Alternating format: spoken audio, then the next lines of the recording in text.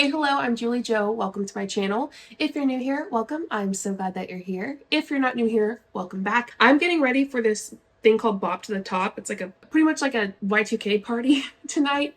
Kind of a party. I don't really know, to be honest. So my hair's a little bit wild right now. I'm gonna do it after I film. So that's why it's a bit wild. I've also been reading.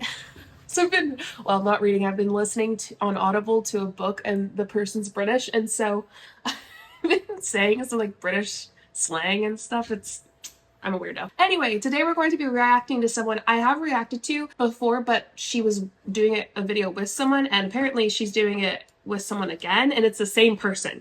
So we've reacted to both of them before together, and they are in Isagenix, and I clicked on the link, and this person, her name is Simone Peck. I clicked on the link in her Instagram, and the top thing on her links is the coffee enema kit for beginners. So that's a red flag, but she's in Isagenix, so that's a red flag in of itself. I'm excited for this because the last time we reacted to both these people, it was wild, and so that's why I want to react again. So I guess we'll see what happens. The other person in this video, her name is Nafsika, and like I said, you'll recognize her if you watched my videos, and she is a top leader in Isagenix. She said #3 global leader of the year with Isagenix. So they're both in Isagenix, and one in particular is at the very top. I think this person's pretty high up too. She titled this video, "Why Should Millennials and Gen Z Choose Network Marketing Over Other Opportunities?" And that is another thing that pulled me in to react to this video. Don't forget, if you want to support the channel for free, which I would appreciate, you can subscribe. You can also hit the like button if you enjoy this video. It's the thumbs up button. And if you want to get notified when I post, you can hit the bell button. Let's get started. It's the night that we're gonna fall in love. I don't care about you and him. I don't care about what has been. I only care about your soft skin. Cause we're still sleeping in my head. I don't care about you and him. I don't care about what has been. I only care about your soft skin. Cause we're still sleeping in my head. All right, let's watch. Hello, and happy Monday, you guys. I have started this live tonight, not just to show you my new haircut. I've never cut my hair this short, so I'm like, who am I? But I also wanted to... Oh gosh. Don't talk while the person is trying to get on your live on Instagram or Facebook, because it mutes you a lot of times while they're trying to connect that person in. I would think that people like her who do this all the time would know that, but she doesn't. So if she watches this, don't talk while they're hopping on. Wait a second. She was talking about some really interesting things the other day when it comes to Gen Z and millennials and what they're looking for in the workforce. Hi, Nafsika. Hi, happy Monday. Thanks. I'm just cleaning my camera over here. That's way better. Okay. I literally do that 5 times a day. I'm like, I don't know how it gets so dirty, but it makes a huge difference. So Yes. Well, thank you for coming on and jumping on live. Hi to everybody who's here with us live. We're super excited to have you on. I wanted to bring you on specifically, Naf, because you were talking about some statistics the other day that blew my mind. Do you mind sharing with the people who are listening to either live or replay what you were sharing about? yes. So I have my computer here because all my statistics are on the computer. So I'm not just like pulling these out of my butt, you guys. The statistics are on a slideshow on her computer. And if you're not pulling it out of your butt, then give us a source. A good source. Or more than one, preferably. But I started doing research on Gen Zs and millennials and what they're looking for currently in the world, because I'm a millennial. I know lots of people who are millennials and Gen Zs, and I'm also a science person and a numbers person. I never want to say something that there's not actually proof for. I always want to. But you did in the last video that we covered. You said several things. Go watch it. If you haven't seen it, wait until this one, but then go watch it. You'll laugh probably by how she's going to act in this one compared to the other one. I get disappointed, I think, more than anything, because no, she's not a science person. She's not a numbers person. If she was, she would not be acting like this is a good opportunity. Back up my statements and back up what I'm saying, not making these like assumptions or generalizations. So I was looking up, really wanting to understand why network marketing, why the business model that you and I are in is a good fit for millennials and Gen Zs. And what I found blew my mind, and then I was sharing it with everyone because I found out that 48% of Gen Zs and 36% of millennials already have at least 2 jobs. So there's a need out there for. Where's that source from? I'm not saying it's wrong. She could very well be right, but give us a source. We'll start there. Therefore, side hustles. And I feel like I knew that, but not knowing to that extent. Let's not normalize adding another thing on top of jobs. Let's normalize either things going lower in cost, right? Let's lower the cost of things as we should, or let's do what should have been done and raise the income, raise the hourly pay to what other things have been raised to, like the cost of buying a house, the cost of groceries. Let's raise what we get paid as well, which is an issue and has been an issue for decades. She's like, they have to have 2 jobs and they need a side hustle. I'm like, no, we don't.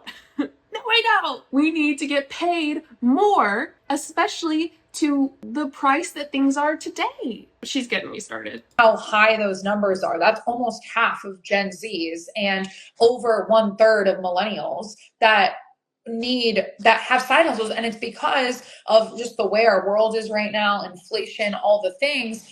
And then I did more research to really see like why they needed it. And I found out that 45% of Gen Zs live paycheck to paycheck. 73% of millennials live paycheck to paycheck, which is super scary because what that means is that they don't have any savings. If an unexpected bill were to come up or an accident or a family emergency or whatever, they would not have extra income to be able to support whatever that is. And I think that I'm not saying she's wrong. I would still like a source. I actually think she's probably closer to being right than wrong. However, this has nothing to do with multi-level marketing. There's no reason to be talking about this in cahoots with your multi-level marketing opportunity, because we know that in multi-level marketing, the majority of people don't make money. They don't actually have an income disclosure statement. It's just like the top 1% earned on average this and median this. Like there's not by rank or anything. So they're doing as little as possible. But it says in the year 2022, the average earnings of all U.S. Isogenics associates, active or inactive, was $892 before expenses.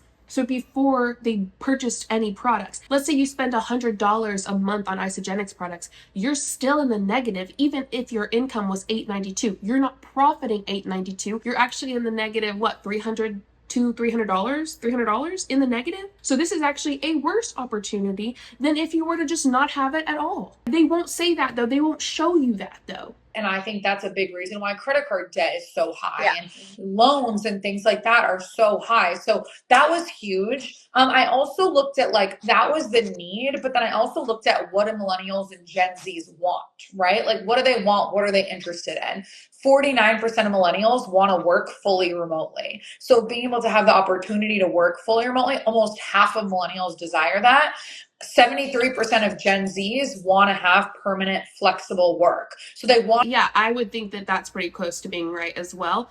And I think one of the biggest pulls to MLM for Gen Z and millennial is the idea of being able to work wherever you want. The issue with that is you don't actually get paid to work. I think that's why a lot of Gen Z and millennials are like, I'm not putting in effort unless I'm getting paid. I think that's why millennial and Gen Z are not into multi-level marketing as much as Gen X or the boomer generation is, because we're not going to do the fucking work if you're not going to pay us, and if we know for sure we're not getting paid. Also, there's just been a lot of education and a lot of things that have come out, a lot of awareness for the past decade or so on MLMs that people are more likely to know than not know, but we're continuing because MLMs and people in MLM, one, change what they call themselves, right? Network marketing, social selling, whatever, and try to change their tactics and find ways to still deceive people into joining. And our goal is to sit here, my goal is to sit here, break it down,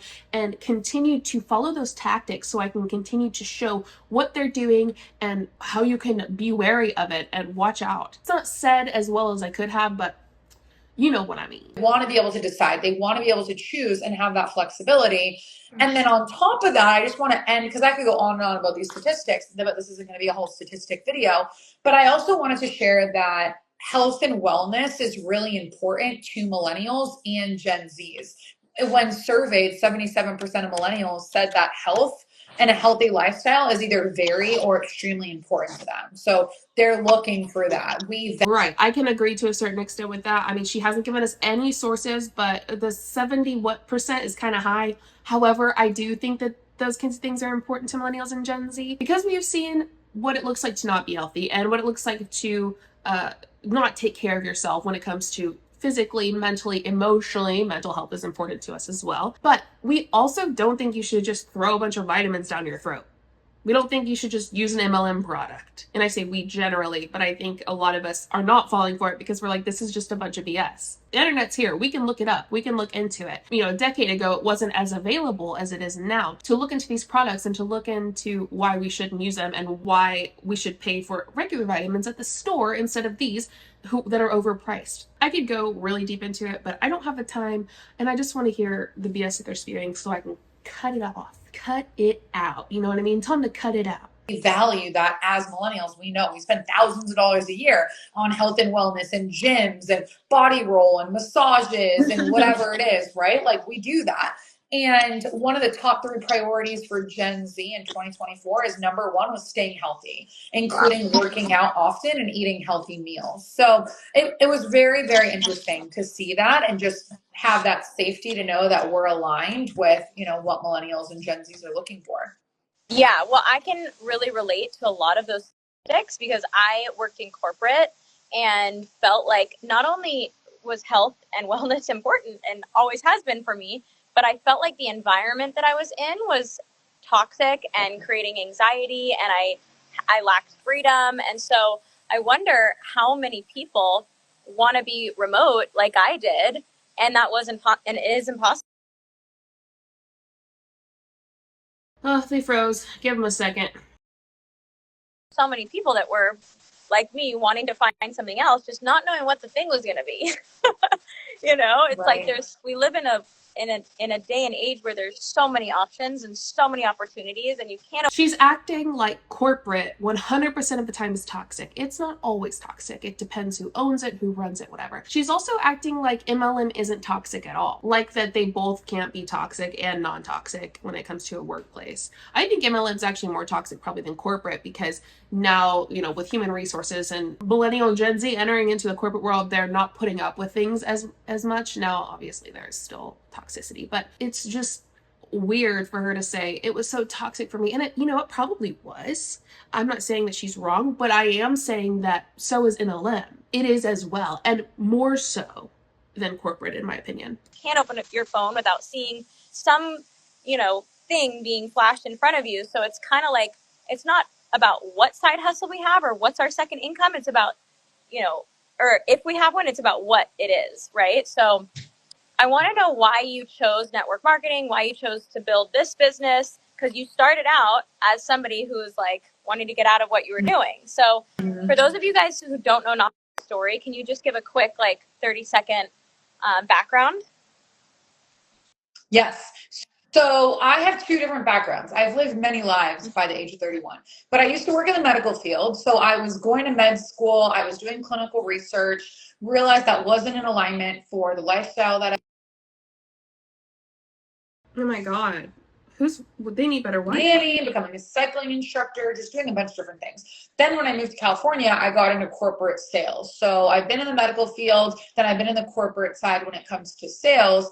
And the reason that I chose network marketing, because I could have gone into so many different businesses, I could have done so many different things, but the reason I chose network marketing is for so many of the reasons that all other millennials and Gen Z is what they're looking for. The flexibility to be able to work fully remotely, to be able to make my own hours, to be able to choose my income. Something that I loved about sales was the harder that I worked, the more that I sold, the more money I was able to make. I wasn't really capped by my hours, but eventually I was, because I still was exchanging time for money. My quotas would shift and change, and it was just like a moving carrot essentially. But with network marketing, I realized that if I build something really sustainable and I use the skills that I have, if I continue to develop skills, my income is uncapped. I can continue to grow that and not have to exchange time for money. Like when I was 22, somebody told me to read the book Rich Dad Poor Dad, and that like ruined me from ever being able to be an employee, because I was like, don't ever want to exchange time for money. I don't want to be an employee because of all these reasons. Someone else is going to be determining my worth, and I'm going to be stuck in that rat race. So those were really big reasons why I chose network marketing out of any other business or any other. Okay, but the issue with all of this is, again, most people in network marketing, MLM, whatever you want to call it, do not make money, and most of those people don't profit. A lot of them are in the negatives. And she's talking about someone else determining her worth if she works for a company of some kind and not for yourself. Well, what about if you're not making money and that's determining your worth? You are determining your own worth by the money that you make personally, by what you do as your own job or your small business, which by the way, at MLM, you're a contract worker, you work for a corporate company. And if you're not making this money and you're putting your worth in the idea that you're working and your small business is not growing, then you're not going to feel like you have much worth. That's what I'm picking up from what she's saying. Feel free to leave your thoughts below in the comments. I'd love to read them. Career that I could have chosen. And lastly, like you said, the health and wellness and the things that we value. I always had, like, I bodybuilding classes, and that was a hobby. Like I would go work out and eat healthy and drink the protein shakes and meal prep and all that because I knew it was good for me and it was a hobby. And then when I found, if you're gonna do a live, have the good Wi-Fi, or at least make sure y'all are prepared. This is painful. These people do lives all the time. They should know. I mean, I'm not perfect. In some of my lives, the Wi-Fi is not great, but the majority of them are, and like it doesn't do this. Goodness gracious golly gee. a career out of that, I was like, oh, this is the best of both worlds. It's something that I love, something that I value, and I'm able to create an income. But lastly, I already said lastly for the other one, but this is my bonus one, is the community. I saw the type of attracted, so high level. They were in integrity. They were really cool people. And I was like, if this type of person is attracted to this, I want to be around them. I want to be surrounded by them. I want the lifestyle that they have. I want the body that they have. So let me be a part of that. And that was really like the cherry on top. I love what you're sharing, and I can so relate. I remember my first network marketing event, which I really resisted, you know. Yep.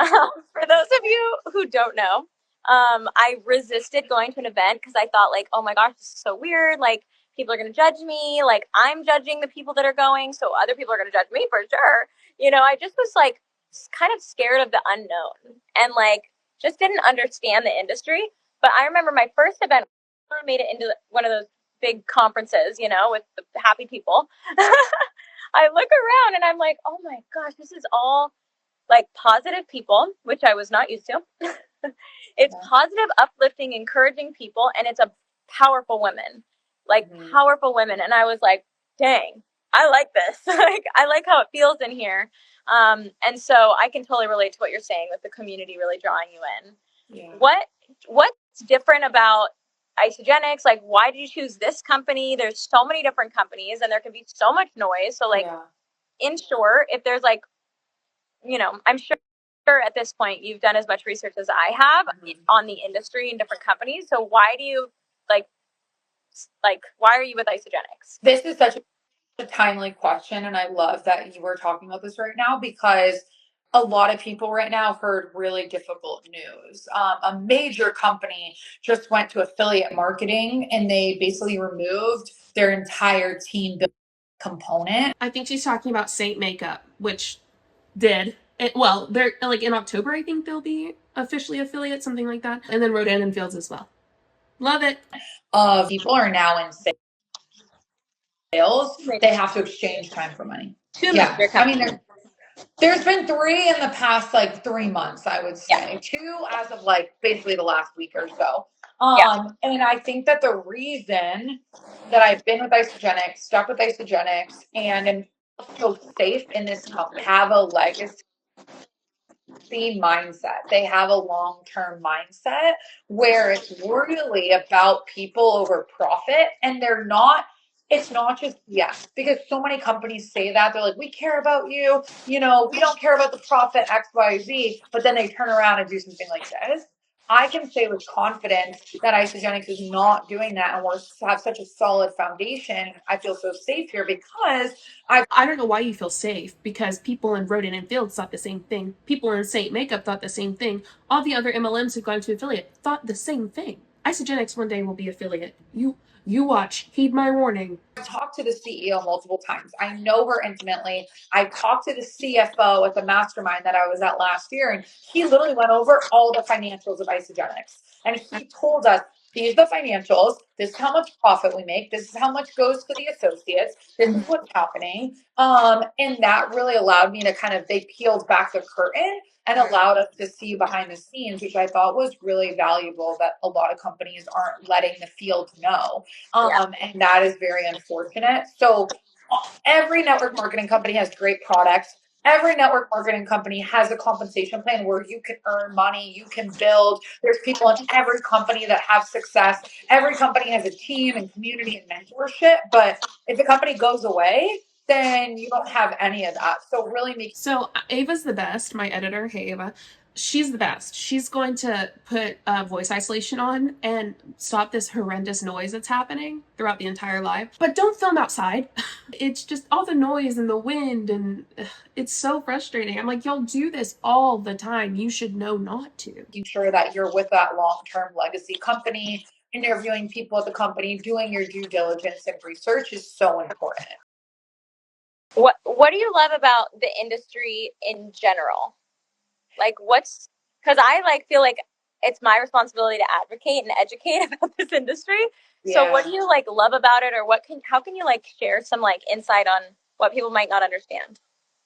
Oh my gosh, where do I start? So there's a couple things I love so much about the industry. I could go on all day about this, but the first thing that comes to mind is network marketing is an entrepreneurial playground. This is where you get to learn all the skills of entrepreneurship without the risk. So you get to learn sales. It has to be a playground that's not well built. That slide is going to fall apart. You're going to fall off the merry-go-round because it's going to tilt sideways. That swing, when you're midair, you're flying. If you're going to call it a playground, we've got to be real about the nuts and bolts. Forgive me. I'm a middle schooler at heart.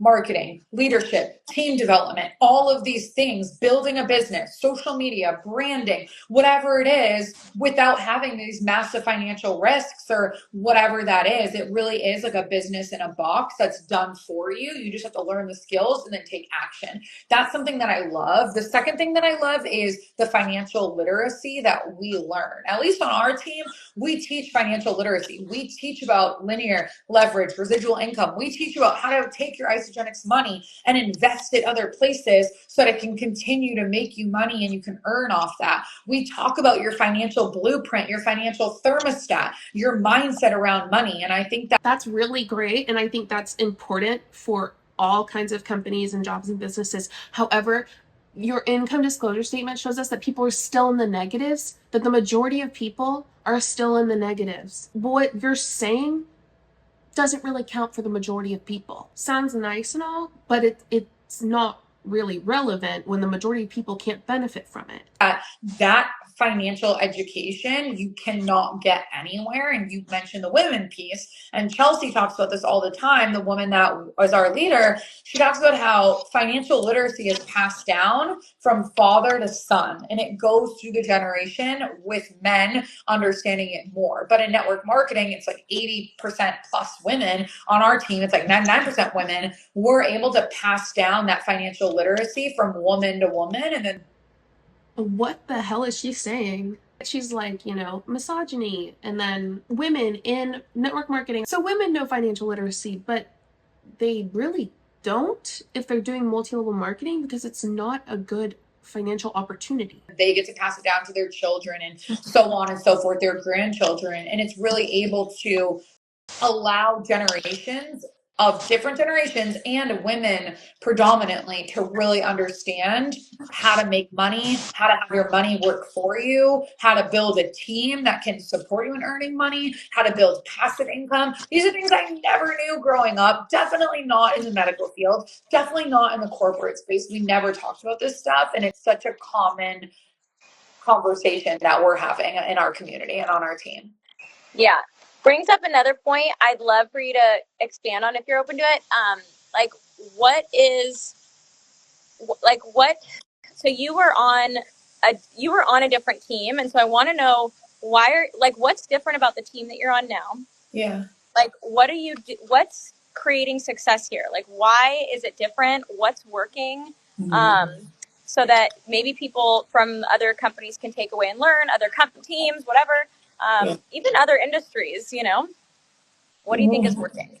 The reason that I decided to join this team, and I had to sacrifice a lot to join the team that I'm on now. Isogenics has very strict policies about that, and I was in integrity. I abided by all the policies. I did it literally by the book, and that was a really big risk for me to do that, truly. And it was a big leap of faith that I had to take. But the reason that I did that was, one, the women that I wanted to join actually had the results that I was looking for. So they weren't just saying like, oh, join my team and I can help you. No, they had made 6 figures to 7 figures. They had also helped other people make 6 to 7 figures in the same industry and in the same field. And that showed me, one, they know how to do it themselves. 2, they know how to teach other people how to do it. And that was really important to me because you see leaders, not just in network marketing, but you see leaders in all these different industries, and they're like, I can teach you how to make money in XYZ industry, but they didn't actually do it in that industry. They did it by selling people on their coaching program or selling people on whatever they have instead of actually in the skill and the industry that you want to learn. So that was huge for me. That's true, though. You're going to see a lot of people who aren't necessarily in network marketing or MLMs who are like, I can teach you to make 6 figures in this, just buy my program, blah, blah, blah. And there are several YouTubers who cover that as well. Like, her name's Danielle Ryan. I've subscribed to her on YouTube, and she talks about coaching. She debunks the online coaching industry is what she does. So if you want to hear more about that, you should definitely go subscribe to her on YouTube. She's great. The second thing was that the women that were leading me and that I was going to be joining were still in the trenches working. Because a lot of times in network marketing, people make a lot of money and then they want to retire, they want to go on to other ventures, they're not really active in the industry and in the business, and that's totally cool. That's a big reason why we build what we do, so then you can go off and do other things. But I wanted women that not only had done it and taught people how to do it, but that were still doing it. They were still in the trenches. They would do calls for me. They would answer my text messages. They would be available to me. And to this day, 4 years later, after joining this team, they are, better than even I do, they're still available daily, weekends, nights, mornings, whenever we need to support us. And they're like still in it with us, which is so important. Yeah. What I'm hearing you say is that the leadership that you are experiencing and the fact that the leadership will do whatever it takes so that their team has success is really one of the major distinctions. Another thing I'm hearing that you're kind of like been dropping is that there's like a system, because it's not happening by chance, right? Like something that you've taught me, Chelsea's taught me, so like it's been drilled into me is just stick to the system. And that's what duplicates. Can you speak into that a little bit? Yeah, I love systems because I am like disorganized half the time. I'm all over the place. Like, I'm just like, what's going on? And especially when I first started my business, I was super busy. I was working full time, had a phone sales job that I couldn't also be on my phone answering messages or on calls. I had to fully commit to my work, which was literally 8 to 5:30 at Monday through Friday. And then I would do my Isogenics business on the side, in between, on the weekends or whatnot. And because I had a system where it was like 1, 2, 3, this is what you're doing, literally just 3 steps, it made it super simple for me because our brain works with simplicity. Our brain works with like checklists. That's why we like having things on a checklist and then crossing them off. There's that dopamine hit. There's this excitement. There's this feeling of accomplishment, right? As we move forward throughout our day or our week or whatever it is. And with our team, we are right from the beginning. I always had a system. I've implemented that system. We've shifted things based on the market, based on feedback, based on what our team needs. But somebody can join just like I joined, and I can be like, this is exactly what you're going to do. If you do this, you will have success as long as you're coachable, you're committed, you do it long enough, and you're open to that feedback. We can help you get the proven results that we. But that's just not true. You could be the hardest worker in the room and still not succeed in network marketing because simply the majority won't. That's the way the business structure works best. I mean, I've said it 1,000 times and I'm repeating it again, but it's truly the way the business structure works best is with 1% or less of the people in the companies doing well. That's it. We've gotten because we've gone before them. So that is by far so powerful, is to really not just, a lot of people come in and it's accident or it's luck, or they just have a really good network and people are just going to buy, or they get a couple people that come on board and then blow it up, and they don't actually understand what it takes to have success or how they got there. They're just like, kind of happened by accident, and then they can't really teach other people how to do that. But here it's very systematic of, here's your steps, 1, 2, 3, follow this, and let's really stay in communication around that to move forward and shift in whatever way we need. So good. Okay, so for people who are listening that are considering, does it take part-time, full-time? Like, what does it look like? And then I know you have to run, you're going to yoga class. But last thing, if you don't mind sharing, like, if somebody already has a career, like all the statistics we started this call with, Yeah. Can this be a side hustle, or does it have to be full-time like you're doing? So I literally tell people, I'm like, I want it to be a side hustle for you because we're way more efficient and effective. Busy people are the most successful at this business. Busy people who have the least amount of time have like 20 minutes here, 15 minutes here, 10 minutes there, and we get stuff done when we're very, very busy. When I started this business, I literally skyrocketed. So did you, because we were busy. We had so many things going on that we were juggling that we didn't have time to waste. Like, literally, we're like, this is what it is. I don't have a lot of time to talk to you. Do you want to do it or not? And people like to do business with busy people. So if you're busy, no, one, that's attractive to your network. Two, you actually are going to be more productive and get more stuff done. I've seen it in myself and countless other women. When we actually go full time, we're a lot less efficient and effective because we have all. That just sounds like a really good way to get burnt out. Honestly, just adding another thing to your plate when you're already so busy. Day. So we're like, I'll get to that later. I don't need to worry about it right now. And then later turns into tomorrow, turns into next week, turns into next month. But that sense of urgency and that I don't have time to waste, don't waste my time, I'm not wasting my time, that kind of vibe, people really love when you're doing it with love, obviously, and compassion. But I mean, it can be a side hustle for the rest of your life if you want. Like, it's only a very small amount of people that want to do this full time and have that desire. Cool. Well, thank you for sharing. I hope that you guys have taken away as much as I have. This was so valuable. Thank you so much. Enjoy your yoga class you're going to. Thanks for having me. Yeah, thank you so much. You guys, how powerful that somebody who was on a trajectory going to become a, medical professional realized that that wasn't the direction she wanted to go in, made a complete shift, and now is a full-time network marketer and makes killer money and gets to travel all over the world, and gets to impact people and has a fulfilling lifestyle. Like, that's so exciting and inspiring. So thank you for sharing your story. And okay, well, I'm tired of hearing it because there's a car horn in the back going off and a car driving by. Don't film outside. I would love to know your thoughts on this, especially compared to the last video that I covered the two of them in. I think it was just a couple months ago, so it's pretty recent. I mean, Gen Z and millennial, they don't want this. I'm right in between millennial and Gen Z. Like, boom, right there. So I have experienced both, like, things that people in Gen Z experience and then millennials experience. And I think that we're just more aware. We're more aware of what's been going on. I'm not saying that Gen X wasn't or isn't, or that boomers aren't, but I am saying that we are, I guess, in a time of internet. We're in a time of people being able to talk on TikTok and Instagram and show people and bring up scams. And I hope you understand what I mean. I don't want to offend any generation. I think that they were being extremely deceptive in this video because they weren't really sharing the results of people in Isagenix. They were just saying, look, this is what Gen Z and Millennial want. We can give it to them. Isagenix themselves made that income disclosure statement, which shows that no, you really can't give it to them. And they didn't share that. So if you're talking about money, you might as well share what your company says about it. Anyway, thanks for being here. I hope you have a wonderful day. I will see you next time. Please don't join an MLM. Okay, bye.